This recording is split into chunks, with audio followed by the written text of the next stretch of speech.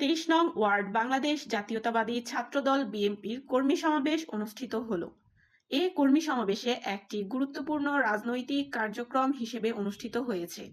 এই সমাবেশে দলের নেতাকর্মীরা একত্রিত হয়ে ভবিষ্যৎ কর্মসূচি ও সাংগঠনিক পরিকল্পনা নিয়ে আলোচনা করেছেন।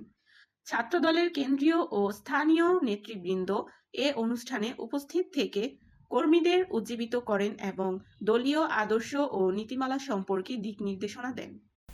এখনো যুদ্ধ শেষ হয় নাই। আমরা পাড়ায় মহল্লায় গলিতে গলিতে ঐক্যবদ্ধ থাকব এবং আমাদের ইউনিট কমিটির মাধ্যমে আমরা এলাকাবাসীকে জানিয়ে দেব শহীদ জিয়ার আদর্শ ধারণ করে আজকে আমরা এখনো ছাত্রদল ঐক্যবদ্ধ আছি।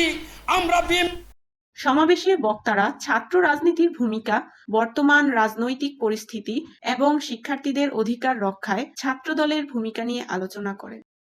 রাষ্ট্র কাঠামোর পরিকল্পনা দেশনায়ক তারেক রহমান দিয়েছে, ওনা এই বাস্তবায়নে এবং জনসাধারণের সামনে এটা তুলে ধরার জন্য আমরা যে আগামীতে যে আমাদের অ্যাক্টিং চেয়ারম্যান কিভাবে দেশ পরিচালনা করে। এছাড়া সংগঠনের ঐক্য ও শক্তিশালী নেতৃত্বের ওপর গুরুত্বারোপ করা হয়। কর্মীরা দলীয় সংগঠনের শক্তি বৃদ্ধি ও ভবিষ্যৎ চ্যালেঞ্জ মোকাবেলার প্রস্তুতির বিষয়ে প্রতিশ্রুতি ব্যক্ত করেন।